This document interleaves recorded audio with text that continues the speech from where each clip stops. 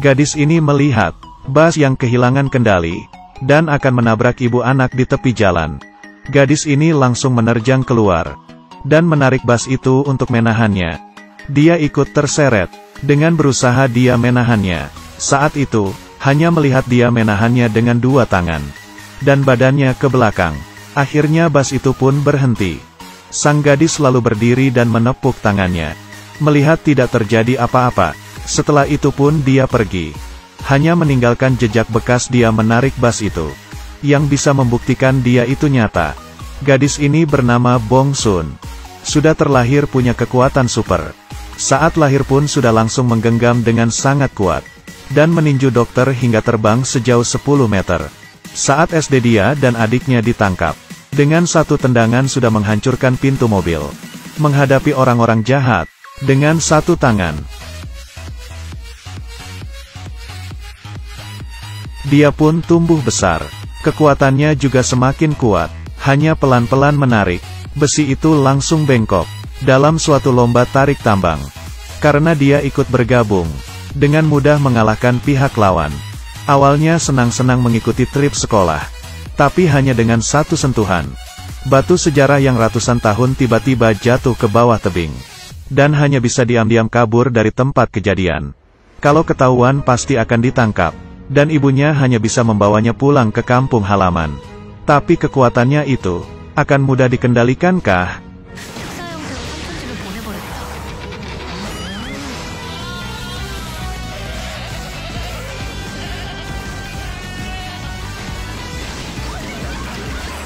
Mama, ada monster. Sang ibu membawanya ke kelenteng untuk meminta pertolongan.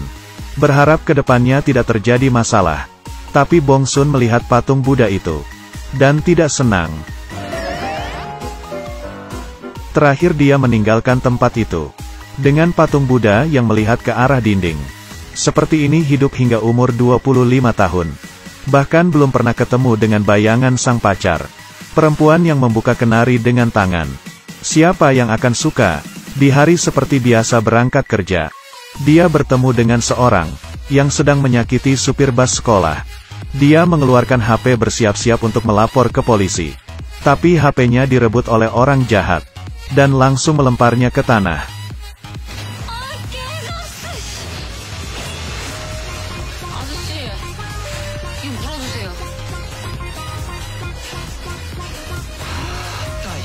Dia menamparkan muka si perempuan. Bong Sun yang sudah tidak bisa menahan lagi. Hari ini kau akan menanggungnya. Meski kepalamu sudah cukup gepeng. Rekan kerjanya kepikiran dengan cara perkataan itu. Lalu ukuran kaki yang 43 diinjak menjadi 41. Dan mendorong mereka. Kau juga. Pergi kau. Pria ini balik melihat pun bengong. Semuanya jatuh ke tanah. Ah, kaukah yang melakukannya? Sebelum dia maju, tangannya mengarah untuk menamparkan Bong Sun. Dan langsung ditahannya. Bong Sun sangat merasa bersalah. Satu jari, membengkokkannya, dan membuatnya merasa sakit, hingga pingsan. Rekan lainnya mencuri kesempatan. Tapi Bong Sun langsung menarik pinggulnya hingga terangkat. Dan dilemparkan ke langit seperti roket. Tutu yang terluka, diangkat oleh Bong Sun. Ganti rugi, tapi dia masih ingin melawan. Dengan satu hempasan dia terlempar jatuh. Dan menabrak pria yang giginya ompong. Giginya yang tersisa satu, pun juga pingsan. Kejadian ini, dilihat oleh seorang pria tampan yang kebetulan lewat. Ini jangan-jangan adalah manusia super yang neneknya pernah bilang. Wah, wanita super.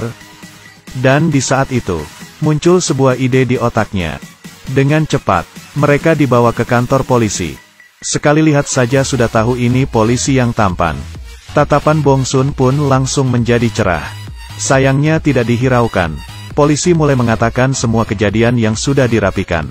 Tapi semakin belakang semakin konyol. Tulang bengkok hanya dengan pukulan. Pergelangan patah hanya dengan satu tepukan. Menerbangkan seseorang hingga 30 meter hanya dengan satu tangan. Tunggu. Bong Sun semakin mendengar. Kepalanya semakin menunduk. Tidak bisa apa-apa, ini adalah kenyataannya. Di saat dia bersiap untuk mengaku, pria tampan itu datang. Dia pertama kalinya menjadi seorang saksi dan membela Bong Sun, lalu akhirnya berhasil dinyatakan tidak bersalah. Dan tujuan dia melakukan ini, berharap Bong Sun menjadi penjaganya, dan menyuruh asistennya untuk negosiasi dengannya. Bong Sun yang mendengar menjadi penjaga pun langsung memberikan hormat dan pergi. Tapi setelah mendengar gajinya 60 juta won per tahun, menjadi penjaga itu juga bukan masalah. Tentu saja tidak bisa langsung diterima. Harus melalui suatu percobaan dulu. Tahap pertama, adu panco. Pria ini mau adu panco dengan Bong Sun. Dengan sopan, Bong Sun memberikan pria itu menyerang duluan. Ngakak, sama sekali tidak bergerak.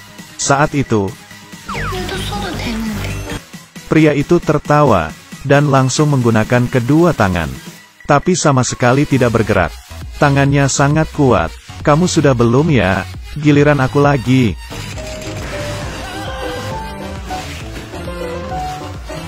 Hahaha, sama sekali tidak sakit. Kita sudah mengerti semua ya. Ayo kita tanda tangan kontrak. Hehe, kamu sangat kuat ya. Tapi setelah menandatangani kontrak, pria ini tiba-tiba berkata, menyuruh asistennya adu kaki dengan Bong Sun. Kalau dia menang, mobilnya diberikan kepadanya. Asisten yang dengar langsung tertarik. Gadis ini memang sekuat apa? Aku ini terlahir di keluarga tentara laut. Ingin kasih aku mobil bilang dong, kesel deh. Lomba pun akan dimulai. Asisten mengangkat kakinya, dan melompat-lompat di lantai. Di saat pria ini berteriak mulai, Bong Sun tiba-tiba berteriak berhenti. Dia ingin sebuah helm, takut melukai kepalanya. Tentu saja untuk si asisten. Helm ini mau ambil di mana ya? Tidak bisa apa-apa. Pria ini memesan makanan dari luar. Dan sekalian meminjam hotel si abang ojek. Sang asisten memakai helm itu. Lomba pun dimulai. Dengan mukanya yang tertawa, dia melompat ke arah Bong Sun. Tapi ekspresi Bong Sun hanya memperlihatkan kasihan. Tapi hanya pria ini yang tahu. Kalau lomba ini, siapa yang menang dan kalah.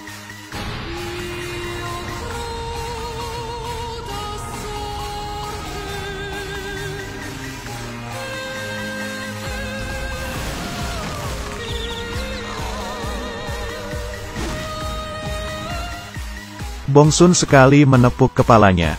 Dia langsung gemetar. Kaki kanannya sepertinya ada yang patah. Dan dengan cepat diantar ke rumah sakit. Tapi tidak peduli mau bilang apa. Tes yang diberikan ke Bong Sun pun berhasil dilewati. Mulai hari ini, dia adalah penjaga pribadinya bos ini. Tapi pekerjaan ini, apakah benar-benar bisa melindungi pria ini?